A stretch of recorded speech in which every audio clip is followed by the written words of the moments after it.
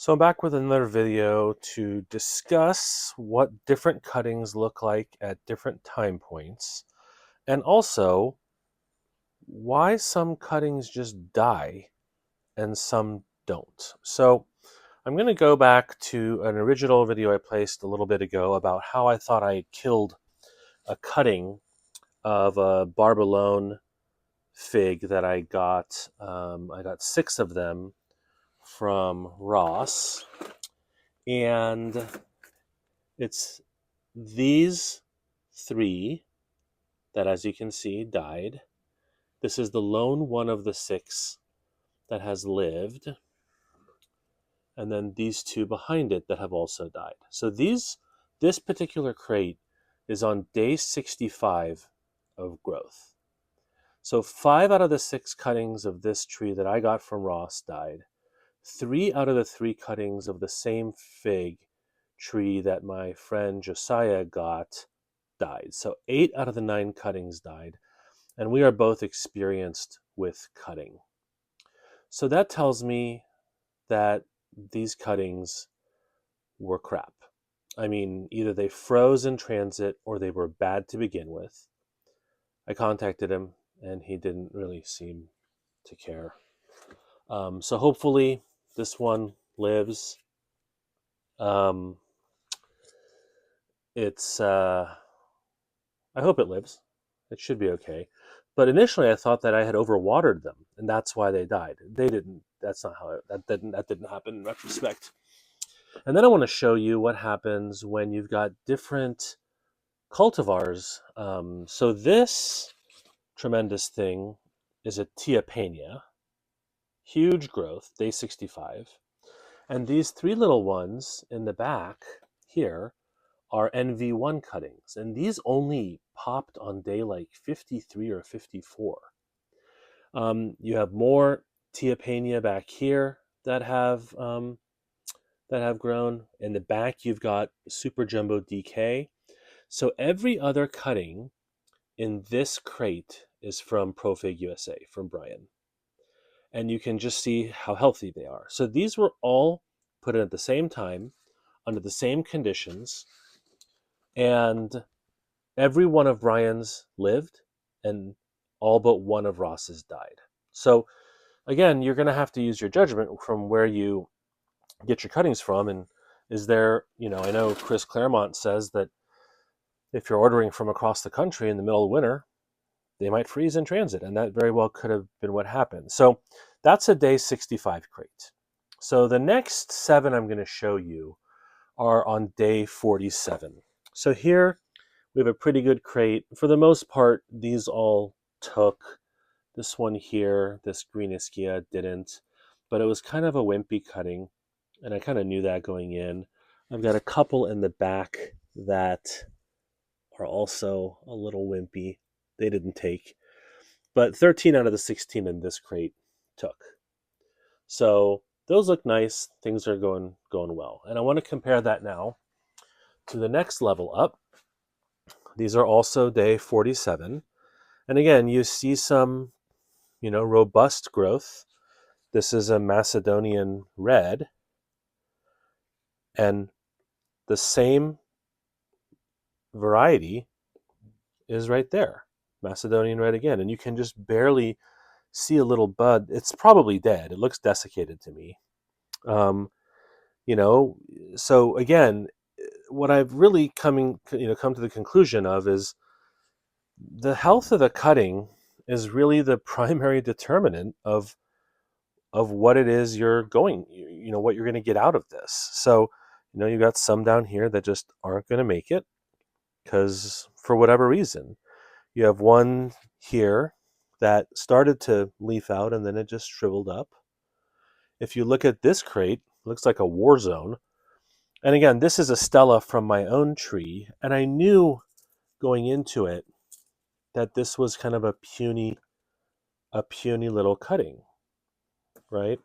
Let's take it out and just see if I shake off everything. You can see some roots, but it's molded out. So that one died. But you've got other ones in the same crate that are doing well. You have one over here that started to shrivel. Somehow it recovered. That's a Borda Barricaire that I got these 4 cuttings from online, um, from Texas, I think, and they are doing well, which is a variety I really wanted after watching Chris Claremont's video on that variety. So these are day 47 cuttings.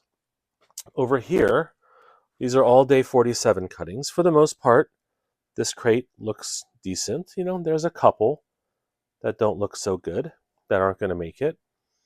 Um, this one down here probably isn't going to make it. It's starting to droop. And these aren't dry. These are wet. They've been fertilized once. Back there again, you can see the diameter of these 3 cuttings that didn't make it. They're all pretty puny. Same thing over here. You've got some good growth, and then you've got some, not so good growth. So if we go down to the last pair, this crate doing pretty well. I think almost everyone in this crate is alive. This crate, war zone. So I think 9 out of the 16 or 10 out of the 16 in this one are alive. So what's interesting is, so these are all day 47 cuttings.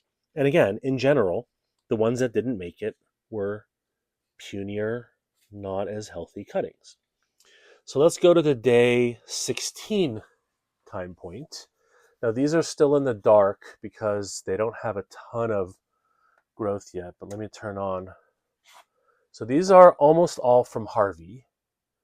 And look at the difference. I mean, like, there's so many tiny little figlets on these trees, on these branches. Like, and this happened last year when I got a bunch from Harvey as well. Like, the cuttings are just, I mean, I think from now on I'm going to basically get cuttings from people who have a good pedigree. Now, Harvey said he's probably not going to do this anymore, but Brian Melton at Profigs is, and he's going to get my business. These wrapped cuttings were 8 cuttings I got from Kremp, which was the first time I ever bought from them. 6 of them were Hirschstetten, San Pedro I was really interested in. 2 of them were Anghiarolo, which were expensive cuttings on a rare variety that I have one already from Eric Lofton, but I wanted a couple extra. They all molded. Like, or I'll put a picture up. Orange, black mold.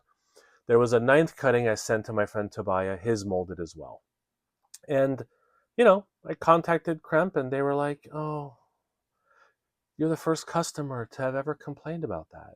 Yeah, I'm sure. So they kind of are trying to make it better, but who knows? All the rest in here are Desert King that I'm trying an experiment on. So I'm growing Desert King. Half of them I soaked for 24 hours. Half of them I didn't. And I just want to see, is it going to actually result in any difference? And then again, over here, these are day 16, almost all from Harvey. And again, I have the ability to turn these lights on right away. Um, you know, all looking healthy so far. I probably will turn these lights on in the next couple of days. This raspberry latte is from Tobias, so I'm pretty excited about that. But these all look nice and healthy, and so you just have to be judicious. I think if you get bad cuttings, especially if you purchase them, you need to tell people about it, because I think you're going to save people from wasting their time and money. And I mean, yeah, a lot of these were freebies that I got from people locally, or I traded online. But if you're spending money like I did on the Kremp cuttings, like I did on Ross's cuttings, I mean, that's a couple $100 down the drain, along with the time it takes and the supplies it takes to get them to try to grow. These Rasti cuttings I got from a reputable person, on a forum, and so I think moving forward, instead of just getting excited about rooting everything in the world, I think I need to basically just take a step back and say, is this cutting worth the effort?